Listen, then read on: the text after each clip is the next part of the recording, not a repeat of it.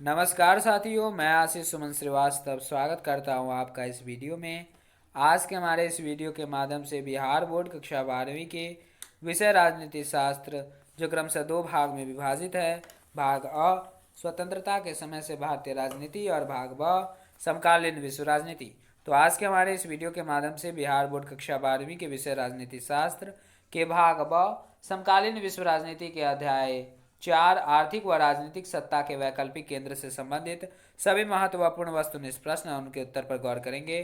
तो चलिए वीडियो को आगे बढ़ाते हैं और बिहार बोर्ड कक्षा 12वीं के विषय राजनीति शास्त्र के भाग ब समकालीन विश्व राजनीति के अध्याय 4 आर्थिक व राजनीतिक सत्ता के वैकल्पिक केंद्र से संबंधित सभी महत्वपूर्ण वस्तुनिष्ठ प्रश्न और उनके उत्तर पर गौर करते हैं।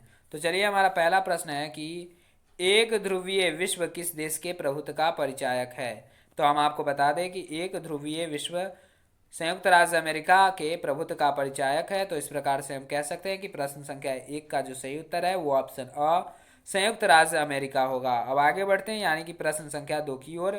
प्रश्न संख्या 2 जिसमें कह रहा है कि पूर्व के नए आर्थिक बाघों की कोटि में किसे रखा जा सकता है, यानी कि नीचे जो 4 ऑप्शन दिए गए हैं उनमें से किसे पूर्व के नए आर्थिक बाघों की कोटि में रखा जा सकता है। तो हम आपको बता दें कि पूर्व के नए आर्थिक बाघों की कोटि में से नीचे जो 4 ऑप्शन दिए गए हैं उनमें से मलेशिया को रखा जा सकता है। तो इस प्रकार से हम कह सकते हैं कि प्रश्न संख्या 2 का जो सही उत्तर होगा वो ऑप्शन स मलेशिया होगा। अब आगे बढ़ते हैं, यानी कि प्रश्न संख्या 3 की ओर। प्रश्न संख्या 3 जिसमें कह रहा है कि समाजवादी बाजारी अर्थव्यवस्था किस देश में स्थापित हुई। तो हम आपको बता दें कि समाजवादी बाजारी अर्थव्यवस्था चीन में स्थापित हुई। तो इस प्रकार से हम कह सकते हैं कि प्रश्न संख्या 3 का जो सही उत्तर होगा वो ऑप्शन स चीन होगा। अब आगे बढ़ते हैं, यानी कि प्रश्न संख्या 4 की ओर। प्रश्न संख्या 4 जिसमें कह रहा है कि यूरोपीय संघ के सदस्यों को किस कोटि में रखा जा सकता है। तो हम आपको बता दें कि नीचे जो 4 ऑप्शन दिए गए हैं उनमें से यूरोपीय संघ के सदस्यों को पराराष्ट्र राज्य की कोटि में रखा जा सकता है। तो इस प्रकार से हम कह सकते हैं कि प्रश्न संख्या 4 का जो सही उत्तर है वो ऑप्शन स पराराष्ट्र राज्य होगा। अब आगे बढ़ते हैं, यानी कि प्रश्न संख्या 5 की ओर। प्रश्न संख्या 5 जिसमें कह रहा है कि 1957 में अपनी स्थापना के समय यूरोपीय संघ का क्या नाम था। तो हम आपको बता दें कि 1957 में यूरोपीय संघ की स्थापना हुई थी। तो इस प्रश्न यानी कि प्रश्न संख्या 5 में कह रहा है कि 1957 में अपनी स्थापना के समय यूरोपीय संघ का क्या नाम था। तो हम आपको बता दें कि 1957 में अपनी स्थापना के समय यूरोपीय संघ का नाम यूरोप का आर्थिक समुदाय था। तो इस प्रकार से हम कह सकते हैं कि प्रश्न संख्या 5 का जो सही उत्तर होगा वो ऑप्शन अ यूरोप का आर्थिक समुदाय होगा। अब आगे बढ़ते हैं, यानी कि प्रश्न संख्या 6 की ओर। प्रश्न संख्या 6 जिसमें कह रहा है कि भारत किस संगठन का पूर्ण संवादी भागीदार है।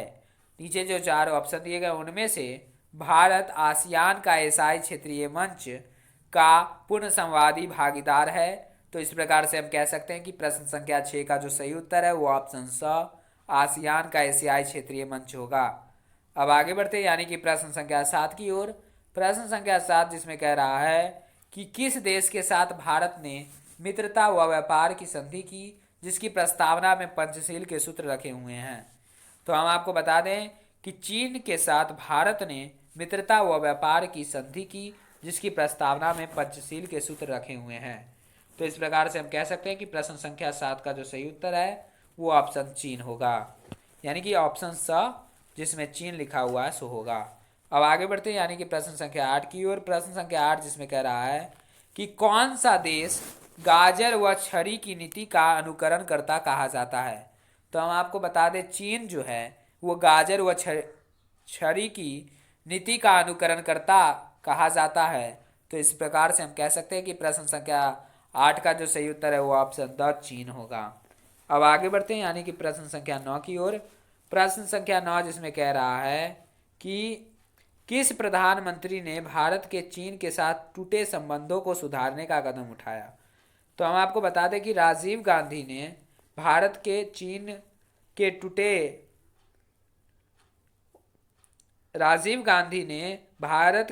के साथ टूटे संबंधों को सुधारने का कदम उठाया।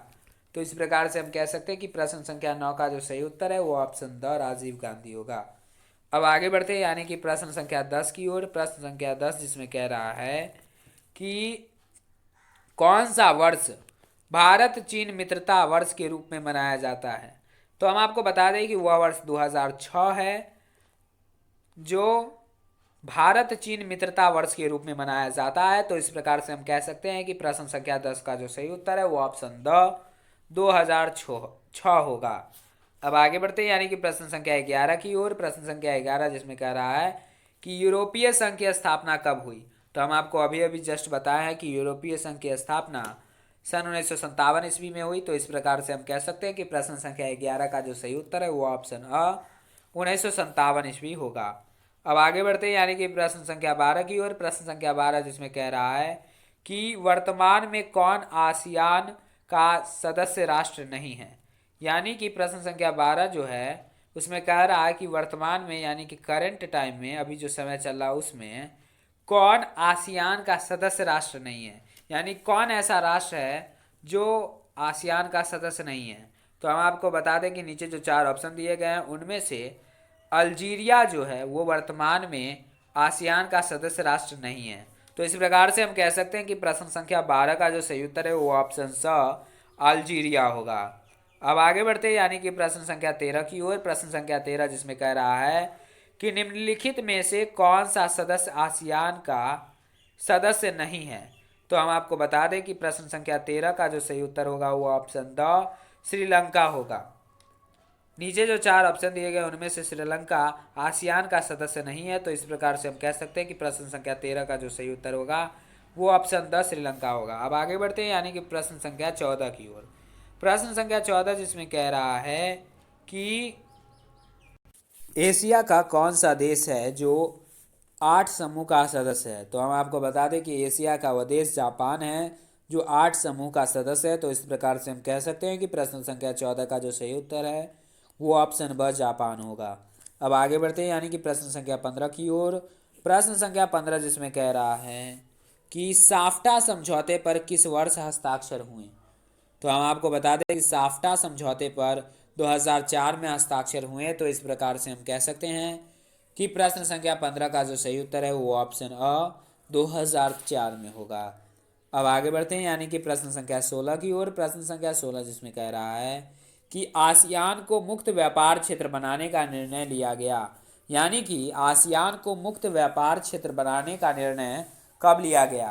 तो हम आपको बता दें कि आसियान को मुक्त व्यापार क्षेत्र बनाने का निर्णय 2003 में लिया गया। तो इस प्रकार से हम कह सकते हैं कि प्रश्न संख्या 6 का जो सही उत्तर है वो ऑप्शन द 2003 में होगा। आसियान को मुक्त व्यापार क्षेत्र बनाने को निर्णय 2003 में लिया गया। अब आगे बढ़ते हैं यानी कि प्रश्न संख्या 17 की ओर। प्रश्न संख्या 17 जिसमें कह रहा है कि निम्नलिखित में कौन आसियान का सदस्य नहीं है। यानी कि नीचे जो 4 ऑप्शन दिए गए उनमें से कौन आसियान का सदस्य नहीं आसियान का सदस्य है। प्रश्न संख्या 17 में कह रहा है कि निम्नलिखित में कौन आसियान का सदस्य है। यानी कि नीचे जो 4 ऑप्शन दिए गए उनमें से कौन आसियान का सदस्य है। तो हम आपको बता दें कि नीचे जो 4 ऑप्शन दिए गए हैं उनमें से ऑप्शन ब यानी कि इंडोनेशिया जो है वो आसियान का सदस्य है। तो इस प्रकार से कह सकते हैं हम कि प्रश्न संख्या 17 का जो सही उत्तर है वो ऑप्शन ब इंडोनेशिया होगा। अब आगे बढ़ते हैं यानी कि प्रश्न संख्या 18 की ओर। प्रश्न संख्या 18 जिसमें कह रहा है कि निम्नलिखित में से किस देश ने खुले द्वार की नीति अपनाई। तो नीचे जो 4 ऑप्शन दिए गए उनमें से चीन ने खुले द्वार की नीति अपनाई। तो इस प्रकार से हम कह सकते हैं कि प्रश्न संख्या 18 का जो सही उत्तर है वो ऑप्शन द चीन ने होगा। नीचे जो 4 ऑप्शन दिए गए उनमें से चीन ने खुले द्वार की नीति अपनाई। अब आगे बढ़ते हैं यानी कि प्रश्न संख्या 19 की ओर। प्रश्न संख्या 19 जिसमें कह रहा है कि यूरो क्या है। तो हम आपको बता दें कि यूरो जो है वो यूरोपीय संघ के सदस्यों की मुद्रा है। तो इस प्रकार से हम कह सकते हैं कि प्रश्न संख्या 19 का जो सही उत्तर है वो ऑप्शन स यूरोपीय संघ के सदस्यों की मुद्रा होगा। अब आगे बढ़ते हैं यानी कि प्रश्न संख्या 20 की ओर। प्रश्न संख्या 20 जिसमें कह रहा है कि निम्नलिखित में से कौन एक देश नहीं है। यानी कि नीचे जो 4 ऑप्शन दिए गए उनमें से कौन एक देश नहीं है। तो अगर हम म्यांमार की बात करें तो म्यांमार एक देश है भारत भी देश है, चीन भी देश है, और बच गया हांगकांग। तो हांगकांग जो है ये देश नहीं है। तो इस प्रकार से हम कह सकते हैं कि प्रश्न संख्या 20 का जो सही उत्तर है वो ऑप्शन स हांगकांग होगा। अब आगे बढ़ते हैं यानी कि प्रश्न संख्या 21 की ओर। प्रश्न संख्या 21 जिसमें कह रहा है कि जर्मनी का एकीकरण कब हुआ।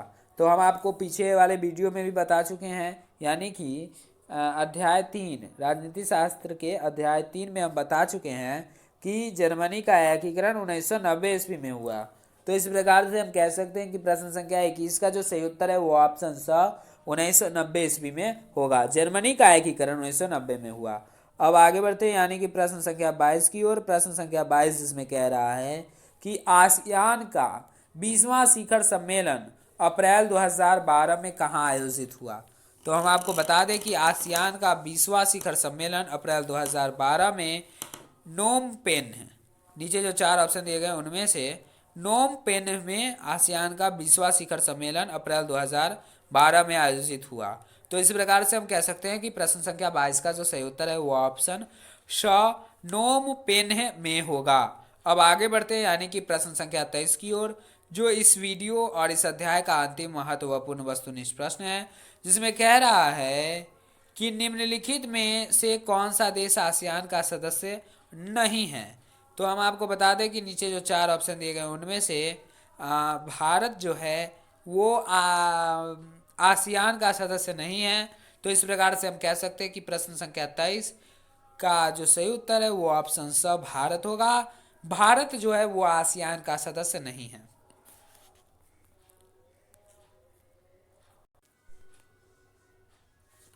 तो फिलहाल इस वीडियो में इतना ही। फिर मिलते हैं अगले वीडियो में विषय राजनीति शास्त्र के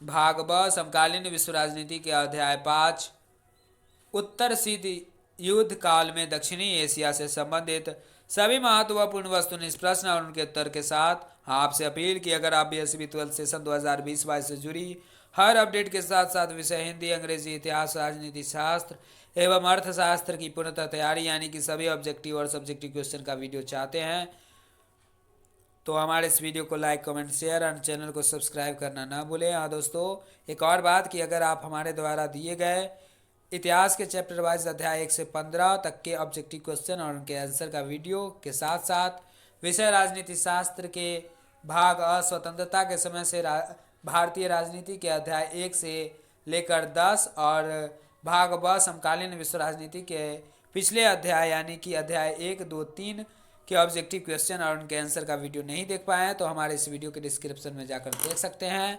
फिलहाल इस वीडियो में इतना ही। फिर मिलते हैं अगले वीडियो में बिहार बोर्ड कक्षा 12वीं के विषय राजनीति शास्त्र के भाग ब समकालीन विश्व राजनीति के अध्याय 5 उत्तर शीत युद्ध काल में दक्षिणी एशिया से संबंधित सभी महत्वपूर्ण वस्तुनिष्ठ प्रश्न और उनके उत्तर के साथ। तब तक के लिए धन्यवाद।